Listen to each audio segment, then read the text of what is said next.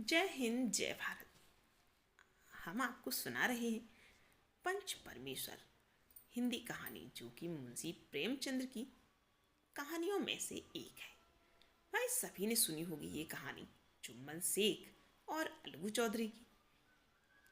इनकी मित्रता की तो मिसाल ही कुछ और है। तो चलिए देखते हैं आखिर क्या हुआ। क्या खाला जान को न्याय मिला या नहीं। तो चलिए शुरू करते हैं आगे की कहानी। ना मालूम कब की कसर यह निकाल रहा है, क्या इतने दिनों की दोस्ती कुछ ना काम आएगी। जुम्मन शेख तो इसी संकल्प विकल्प में पड़े हुए थे कि इतने में अलगू ने फैसला सुनाया। जुम्मन शेख पंचों ने इस मामले पर विचार किया। उन्हें यह नीति संगत मालूम होता है कि खाला जान को माहवार खर्च दिया जाए। हमारा विचार है कि खाला की जायदाद से इतना मुनाफा अवश्य होता है कि माहवार खर्च दिया जा सके। बस यही हमारा फैसला है। अगर जुम्मन को खर्च देना मंजूर न हो तो हिब्बानामा रद्द समझा जाए। यह फैसला सुनते ही जुम्मन तो सन्नाटे में आ गया। जो अपना मित्र हो वही शत्रु का व्यवहार करे और गले पर छुरी फेरे, इसे समय के हेर फेर के सिवा और क्या कहा जा सकता है। जिस पर पूरा भरोसा था उसने समय पड़ने पर धोखा दे दिया। ऐसे ही अवसरों पर झूठे सच्चे मित्रों की परीक्षा की जाती है। यही कलयुग की दोस्ती है। अगर लोग ऐसे कपटी धोखेबाज ना होते तो देश में आपत्तियों का प्रकोप क्यों होता। यह हैजा प्लेग आदि व्याधियां दुष्कर्मों के ही दंड है। मगर रामधन मिश्र और अन्य पंच अलगू चौधरी की इस नीत प्रायणता की प्रशंसा जी खोलकर कर रहे थे। वे कहते थे इसका नाम पंचायत है, दूध का दूध और पानी का पानी कर दिया। दोस्ती दोस्ती की जगह है, किंतु धर्म का पालन करना मुख्य है। ऐसे ही सत्यवादियों के बल पर पृथ्वी आज तक ठहरी हुई है, नहीं तो कब की रसातल में चली जाती। इस फैसले ने अलगू और जुम्मन की दोस्ती की जड़ हिला दी। अब वे साथ साथ बातें नहीं करते दिखाई देते। इतनी पुरानी मित्रता रूपी वृक्ष सत्य का एक झोंका भी ना सह सका।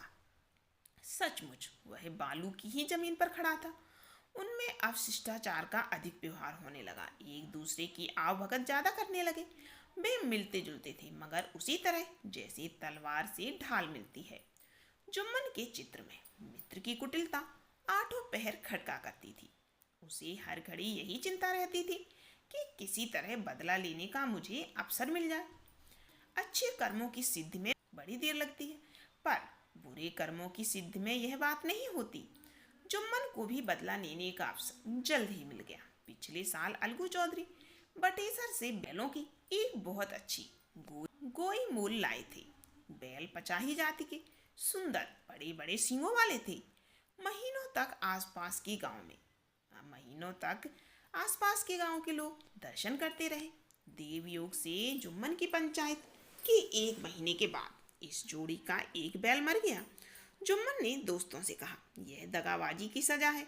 इंसान सब्र भले ही कर जाए, पर खुदा नेक वध सब देखता है। अलगू को संदेह हुआ कि जुम्मन ने बैल को विष दिला दिया है। चौधराइन ने भी जुम्मन पर ही इस दुर्घटना का दोषारोपण किया। उसने कहा जुम्मन ने कुछ कर करा दिया है। चौधराइन और करीमन में इस विषय पर एक दिन खूब वाद विवाद हो गया। खूब लड़ाई झगड़ा हुआ और दोनों देवियों ने शब्द बाहुल्य की नदी बहा दी।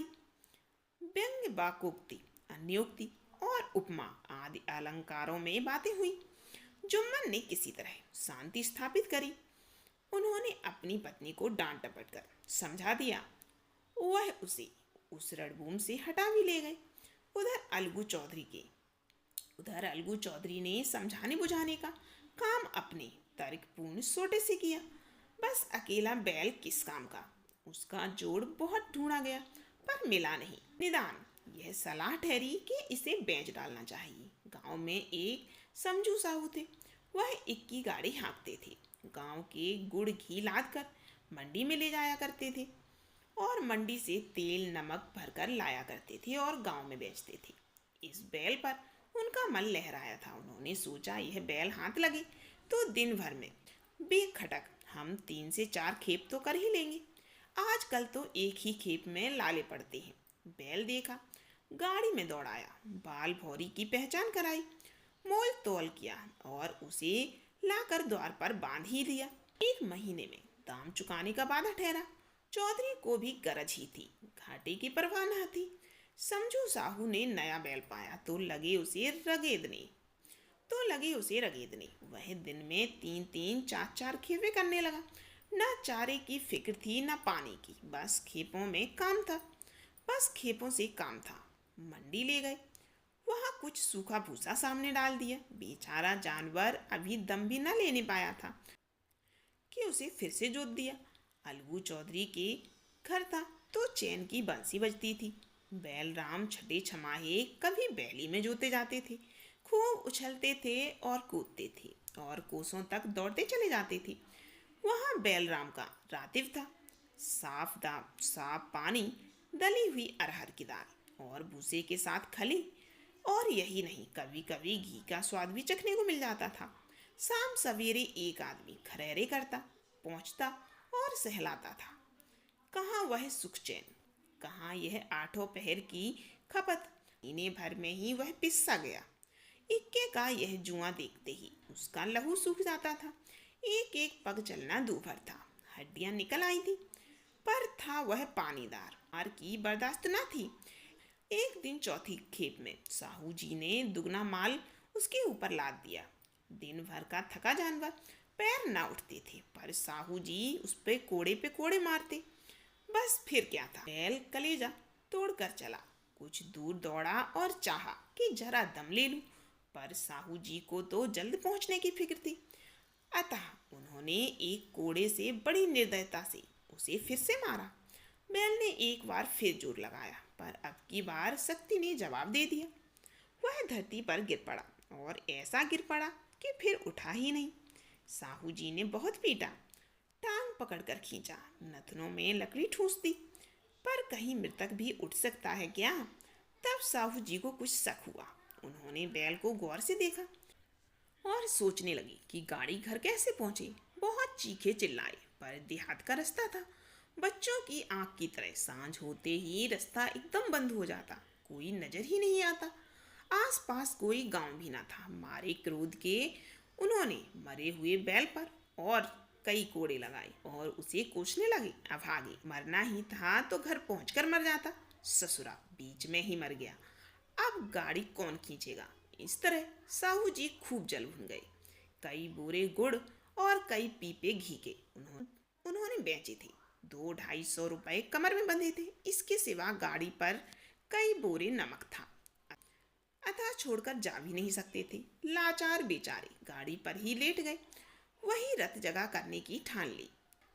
चिलम पी, हुक्का पिया। इस तरह आधी रात तक नींद को बहलाते रहे। अपनी जान में तो वह जागते ही रहे, पर पाँव फटते ही जो नींद टूटी और कमर पर हाथ रखा तो थैली गायब। घबरा कर इधर उधर देखा तो तेल के कनस्तर भी नहीं थे। अफसोस में बेचारे ने सिर पीट लिया और पछाड़ खाने लगा। प्रातः काल सुबह होते ही रोते बिलखते हुए वह घर पहुंच गया। सहुआइन ने जब वह पूरी बात सुनी तब पहले तो रोई। सहुआइन ने जब यह बात सुनी तब पहले तो रोई, फिर अलगू चौधरी को गालियां देने लगी। निगोड़े ने ऐसा कुलच्छनी बैल दिया कि जन्म भर की कमाई लुट गई। इस घटना को हुए कई महीने बीत गए। अलगू अपने बैल के दाम मांगते, तब साहू और सहुआइन दोनों ही झल्लाए हुए एक कुत्ते की तरह उसके ऊपर चढ़ बैठते और अंड वंड बकने लगते। वाह, यहाँ तो सारे जन्म की कमाई लुट गई, सत्यानाश हो गया। इन्हें अपने दामों की पड़ी है। मुर्दा बैल दिया था, उस पर दाम मांगने चले हैं। आंखों में धूल झोंक दी। सत्यानाशी बैल गले बांध दिया। हमें तो निरापोंगा ही समझ लिया है। हम भी बनिए के बच्चे हैं। ऐसे बुद्धू कहीं और होंगे। पहले जाकर किसी गड्ढे में मुंह धोआओ, तब दाम लेना। न जी मानता हो तो हमारा बैल खोल ले जाओ। महीना भर के बदले 2 महीना जोत लो, और क्या लोगे। चौधरी के अशुभ चिंतकों की कमी ना थी। ऐसे अवसर पर वे भी एकत्र हो जाते और साहू जी के बनाने की पुष्टि करते, परंतु 150 रुपये से इस तरह हाथ धो लेना आसान नहीं था। एक बार वह भी गर्म पड़े, साहू एक बार वह भी बिगड़ पड़े। साहू जी बिगड़ कर लाठी ढूंढने घर चले गए। जब सहुआइन ने मैदान लिया, प्रश्नोत्तर होते होते हाथापाई की नौबत आ गई। सहुआइन ने घर में घुसकर किवाड़ बंद कर लिए। शोरगुल सुनकर गांव के भले मानस लोग घर से निकल आए और परामर्श देने लगी कि इस तरह से काम ना चलेगा, पंचायत कर लो, कुछ तय हो जाए उसे स्वीकार कर लेना। साहू जी राजी हो गए। अलगू ने भी हामी भर दी। पंचायत की तैयारियां फिर से होने लगी। दोनों पक्षों ने अपने अपने दल बनाने शुरू कर दिए। इसके बाद तीसरे दिन उसी वृक्ष के नीचे पंचायत बैठी। वही संध्या का समय, खेतों में कौए पंचायत कर रहे थे। विवादग्रस्त विषय था यह कि मटर की फलियों पर उनका कोई स्वत्व है या नहीं, और जब तक यह प्रश्न हल ना हो जाए तब तक वे रखवाले की पुकार पर अपनी अप्रसन्नता प्रकट करना आवश्यक समझते थे।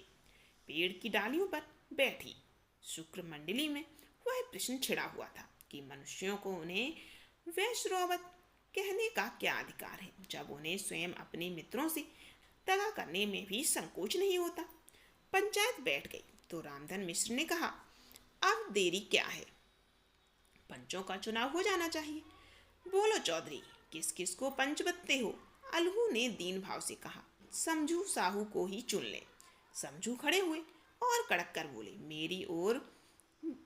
मेरी ओर से जुम्मन शेख। जुम्मन का नाम सुनते ही अलगू चौधरी का कलेजा धक धक करने लगा, मानो किसी ने अचानक से जोर से थप्पड़ मार दिया हो। रामधन अलगू के मित्र थे, वह बात को ताड़ गए। पूछा, क्यों चौधरी, तुम्हें कोई हर्ज तो नहीं? चौधरी ने निराश होकर कहा, नहीं, मुझे क्या हर्ज होगा, अपने उत्तरदायित्व का ज्ञान बहुधा हमारे संकुचित व्यवहारों का सुधारक होता है। जब हम राह भूल कर भटकने लगते हैं तब यही ज्ञान हमारा विश्वसनीय पथ प्रदर्शक बन जाता है। पत्र संपादक अपनी शांति कुटी में बैठा हुआ कितनी घृष्टता और स्वतंत्रता के साथ अपनी प्रबल लेखनी से मंत्रिमंडल पर आक्रमण करता है, परंतु ऐसे अवसर आते हैं जब वह स्वयं मंत्रिमंडल में सम्मिलित होता है।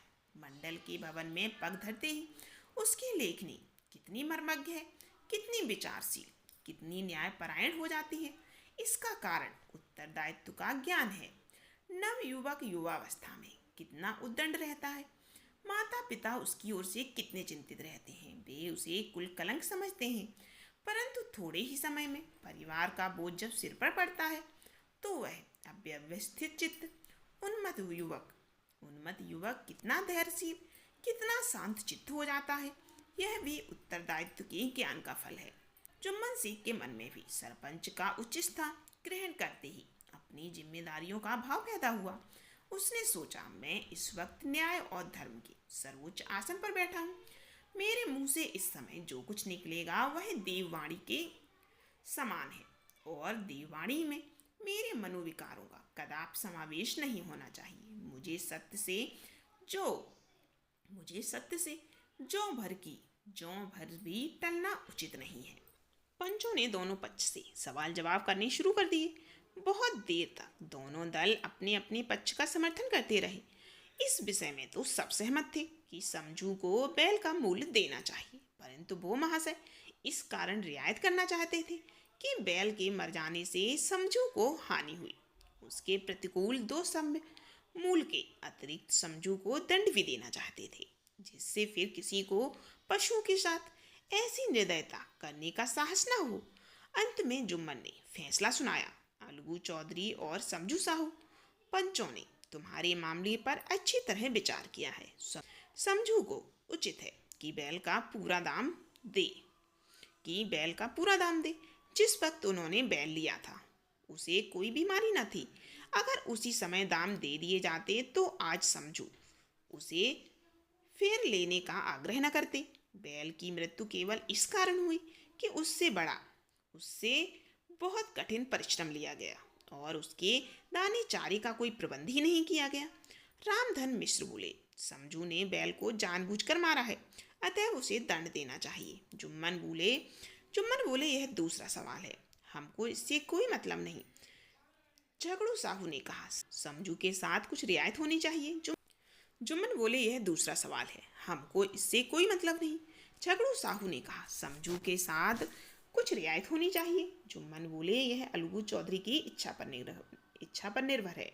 यह रियायत करें तो उनकी भलमनसी।